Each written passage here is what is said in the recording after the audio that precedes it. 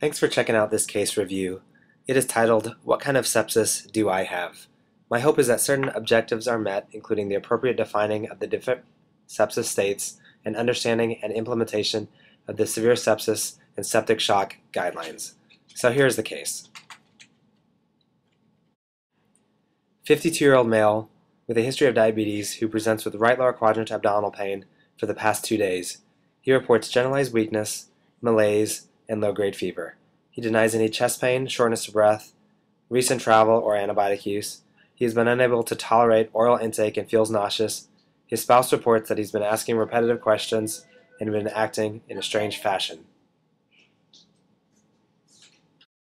His past medical history includes diabetes, peptic ulcer disease.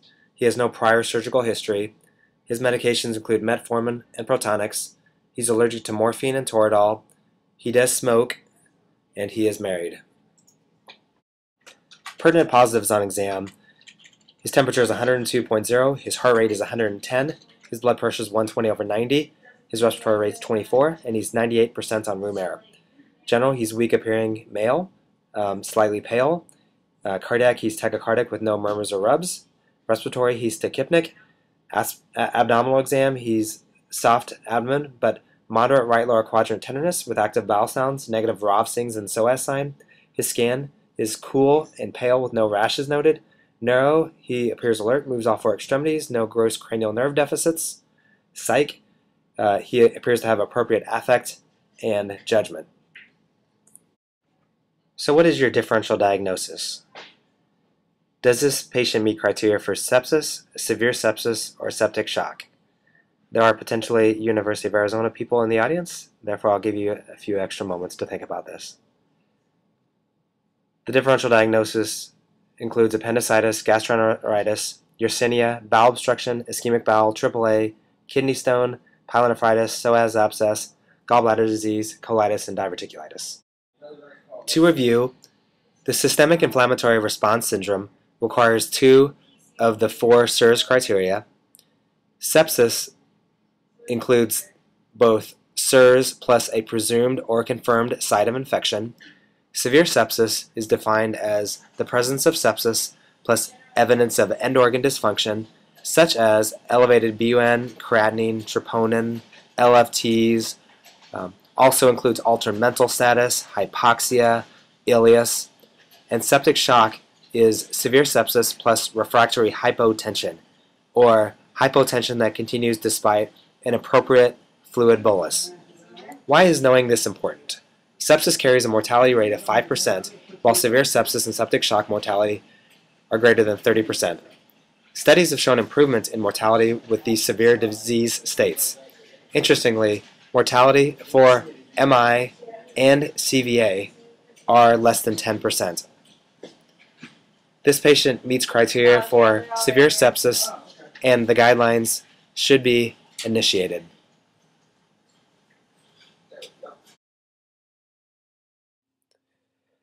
This is a list of the SIRS criteria. Just as a reminder, again, you really need to take in the whole clinical picture when assessing this patient. Again, there are many different clinical entities that can represent SIRS, so it is important just for identification and remembering that this could represent sepsis. Again, this patient has severe sepsis. The patient had 3 SIRS criteria. It is presumed that the patient has a source of infection in his abdomen, and he was altered, therefore he has end organ dysfunction. What is recommended in the order set for severe sepsis and septic shock? Of course, you're going to order a CBC, an ISTAT 8+, a venous gas to assess for the patient's pH, an ISTAT lactic acid, and then you're going to repeat the lactic acid after the fluid bolus, PT, PTT-INR, urinalysis and culture, troponin, hepatic profile, thyroid screen, and blood cultures.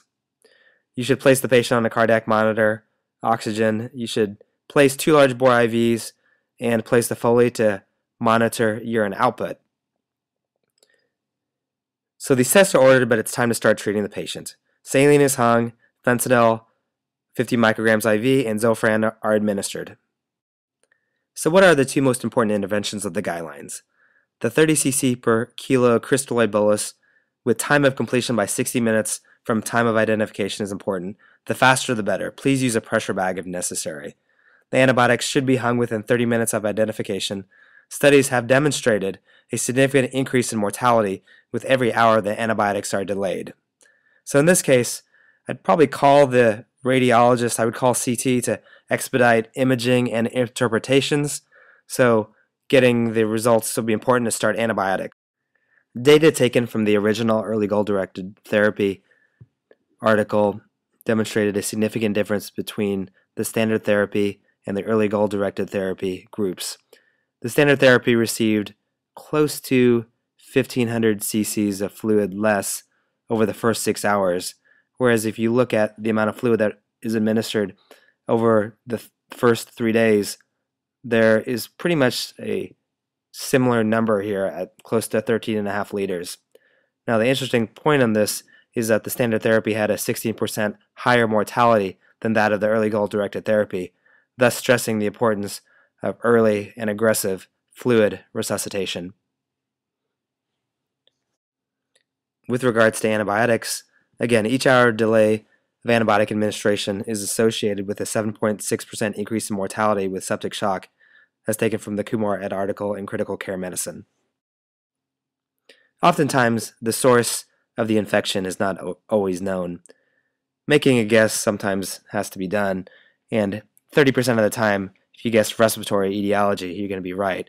Genitourinary and gastrointestinal follow behind that. So these three systems represent approximately 70% of all sources of sepsis. The patient's initial labs, the bicarb was 15, potassium was 3.2, the BON was 24, and the creatinine was 1.0. Istat lactic acid was 4.2. So venous gas showed a pH of 7.28, PCO2 was 35, PO2 was 45, and the oxygen saturation on the venous gas was 70%. CT of the abdomen revealed diverticula, thickening of the ascending colon with surrounding fat stranding consistent with acute diverticulitis. There is evidence for microperforation. Appendix appears normal. The fluid bolus is initiated and the repeat lactic acid is 4.0. Clearance of lactic acid is important prognostically, and this would be concerning.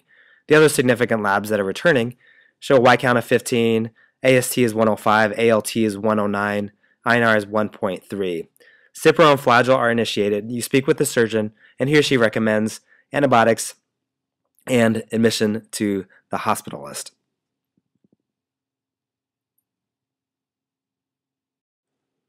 So antibiotics are started, and now the patient's blood pressure is noted to be 60/40. The patient becomes confused and slightly agitated.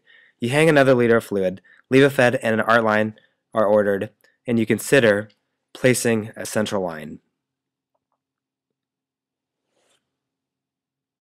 So what are our indications for central line placement? Poor venous access, infusion of vasopressors to minimize the risk of limb ischemia with peripheral line infusion, multiple medication administration, large volume or blood resuscitation, and severity of disease. Levophed is initiated, and the CV Tech places the arterial line. A subclavian central line is placed by you. You titrate the MAP to greater than 65, fluid is continued, and the CVP is found to be 5. Now, getting a CVP is pretty easy. You just ask the CV Tech to get you a value, and they can do that pretty easily. Now, CVP has been shown to be a poor indicator of volume status. However, it can still be important and is really part of the whole clinical puzzle. In this case, the patient does appear more alert, his skin is warm, it appears perfused. However, his lactic acid was slightly decreased after the 30 cc per kilo bolus. So the patient would benefit from continued hydration, and I would probably take that CVP up higher to closer to 10 or 11. This patient is in septic shock second to acute diverticulitis with perforation. With the hypotension that was present after the fluid bolus, this patient met criteria for septic shock.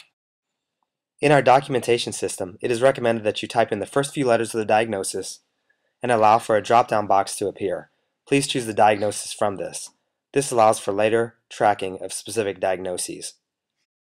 A call to the intensivist is made, and it is communicated that the patient met criteria for the severe sepsis, septic shock guidelines, and the patient was resuscitated accordingly. The patient is admitted to the ICU. Surgery service follows, but no intervention is required by them. He is transferred to the floor on hospital day 2, where repeat lactic acid is found to be 0.7. He's discharged on hospital day 4, and 30 days from discharge, the patient health status has been uneventful. The important points to remember: understand and be able to identify the different sepsis states and know they carry different rates of mortality. Remember that IV fluids should be quickly initiated with the initial bolus complete at 60 minutes. Antibiotics should be hung within 30 minutes of identification. And please communicate to the intensivist or hospitalist that the patient was resuscitated according to the sepsis guidelines. I appreciate your watching this video, and I hope that it was informative. Thanks.